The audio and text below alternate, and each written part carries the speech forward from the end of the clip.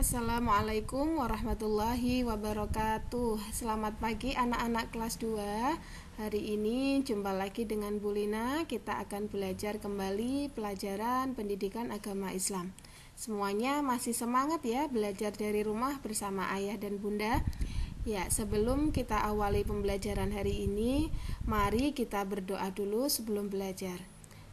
Bismillahirrahmanirrahim. Raditu billahi robba wabil islami dina wabi muhammadin nabiyya wa rasula rabbi zidni ilma warzuqni fahma amin ya rabbal alamin. Nah, anak-anak, hari ini kita akan belajar tentang pelajaran yang ke-6, yaitu ayo berwudu. Anak-anak sudah tahu belum ya? Apa sih artinya berwudu itu? Ya, wudu menurut bahasa artinya bersih dan indah. Sedangkan menurut istilah syariat Islam, artinya menggunakan air pada anggota badan tertentu dengan cara tertentu yang dimulai dengan niat untuk menghilangkan hadas kecil. Apa sih contohnya hadas kecil? Hadas kecil contohnya ketika kamu buang air kecil, buang air besar, terus ketika kamu buang angin. Nah, itu adalah contoh hadas kecil. Nah, sebelum kamu sholat, kamu harus menghilangkan hadas kecil itu dulu. Bagaimana caranya? Caranya adalah dengan berwudu. Nah, di situ ada lagunya ya. Mari kita nyanyi bersama-sama. Marilah berwudu, berwudu bersama, melakukan sholat, sholat berjamaah. Berwudu itu bersih dan suci. La la la la la la la la la la la. Nah, selanjutnya bagaimana tata cara berwudu? Yang pertama kita harus tahu dulu syarat-syarat wudu. Nah, syarat-syarat wudu itu ada 5. Yang pertama, beragama Islam. Yang nomor 2 adalah mumayyiz. Apa ya artinya mumayyiz itu? Mumayyiz artinya dapat membedakan antara yang baik dan yang buruk. Yang ketiga, tidak berhadas besar. Nah, syarat yang ketiga, kalau kita mau wudu itu tidak berhadas besar. Hadas besar contohnya adalah haid, ya. Terus yang keempat, syarat wudu yaitu membasuh dengan air yang suci dan mensucikan. Jadi kalau kamu berwudu harus menggunakan air yang suci dan mensucikan. Contohnya air sumur, air laut. Nah, kalau kamu berwudu pakai air teh, boleh apa enggak ya? Nah, air teh itu suci, tapi tidak mensucikan, jadi tidak bisa digunakan untuk berwudu. Yang kelima, syarat wudu yang kelima yaitu tidak ada yang menghalangi sampainya air pada kulit. Jadi air yang kita gunakan untuk berwudu harus sampai ke kulit, tidak ada yang menghalangi ya. Paham ya semuanya? Nah, tata cara berwudu yang selanjutnya yang harus kita ketahui yaitu rukun wudu. Rukun wudu adalah segala sesuatu yang harus kita lakukan ketika kita berwudu. Apa saja rukun wudu? Rukun wudu ada 6. Yang pertama yaitu niat. Nah, yang kedua membasuh muka. Yang ketiga, membasuh kedua tangan sampai siku-siku. Kemudian yang keempat, mengusap sebagian kepala dengan air. Nah, yang kelima, membasuh kaki sampai mata kaki. Yang keenam adalah tertib atau berurutan. Nah, ketika kita berwudu, maka kita harus melakukan rukun wudhu ini. Nah, bagaimana wudhunya jika salah satu rukun wudhu ini tidak dilakukan? Nah, jika salah satu rukun wudhu ini tidak dilakukan, maka wudhunya tidak sah. Contohnya, misalkan kamu tidak membasuh kaki sampai mata kaki. Nah, maka wudhunya tidak sah, atau wudhunya dilakukan dengan cara tidak berurutan.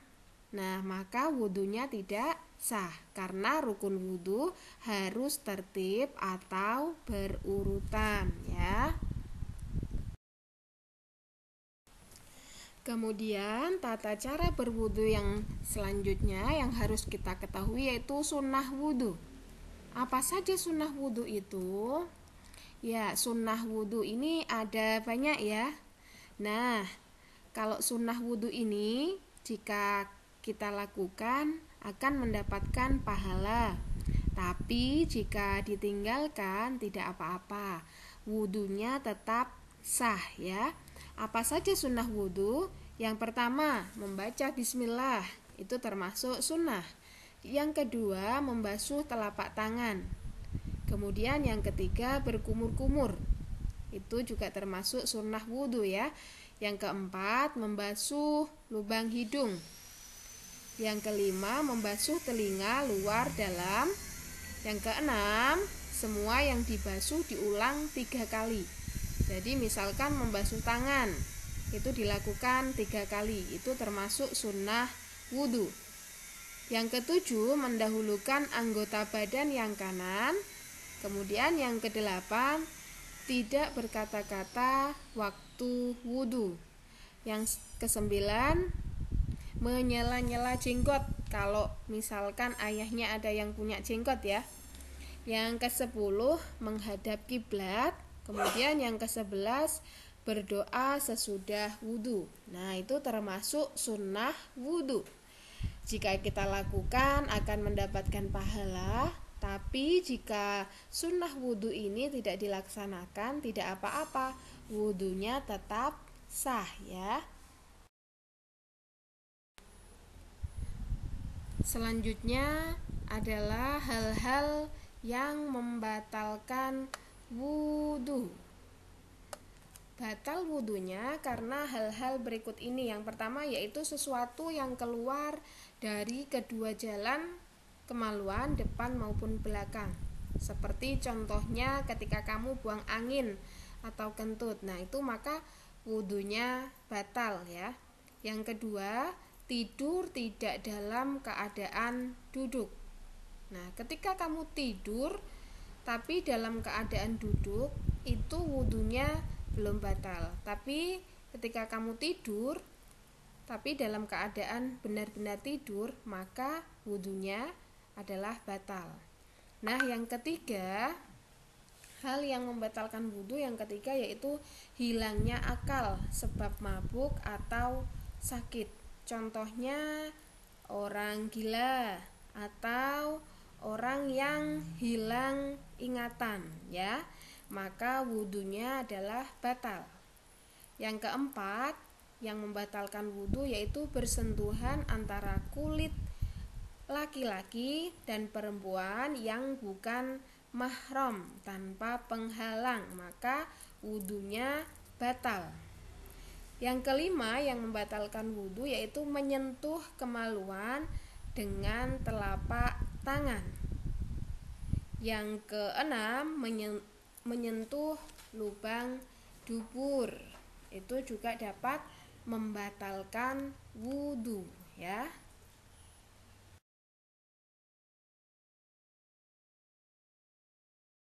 Belajar wudhu bersama Sajil. Belajar niat, gerakan, dan doa wudhu. Niat wudhu. Nawaitul wudhu'a liraf'il hadafil asghari fardhon lillahi ta'ala.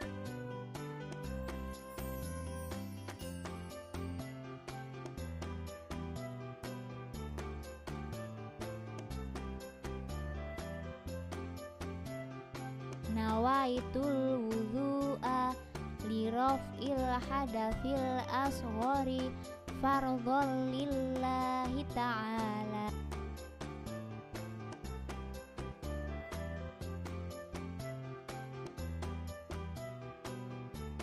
Gerakan-gerakan wudu: membasuh telapak tangan,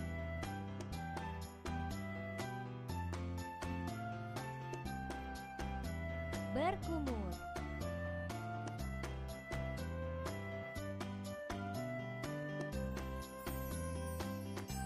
membasuh hidung,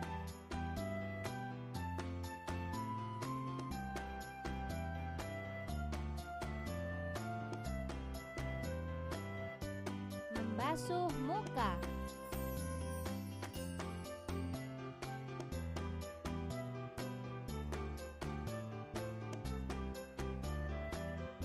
membasuh tangan kanan,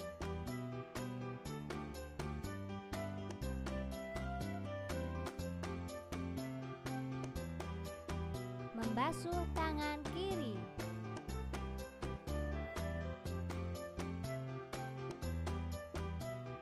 membasuh kepala,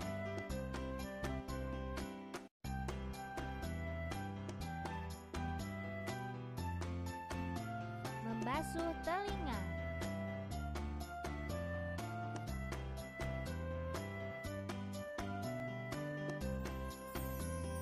membasuh kaki kanan,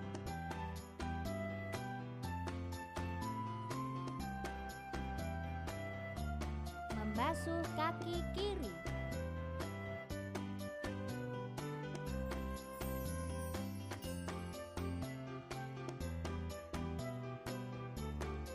doa setelah wudhu. Asyhadu an la ilaha illallah wahdahu la syarikalah wa asyhadu anna muhammadan abduhu wa rasuluh. Allahumma ja'alni minat tawwabina waj'alni minal mutatahhirina waj'alni min ibadikas sholihin.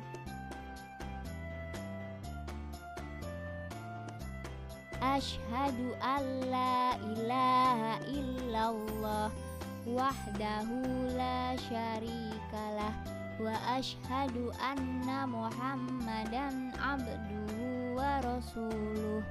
Allahumma ja'alni minat tawwabina waj'alni minal mutatahhirina waj'alni min ibadikas sholihin.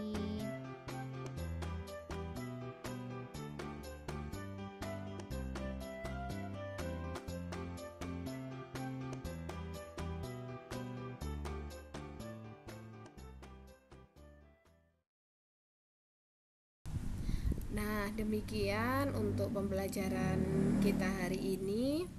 Semoga anak-anak masih terus semangat belajar di rumah ya.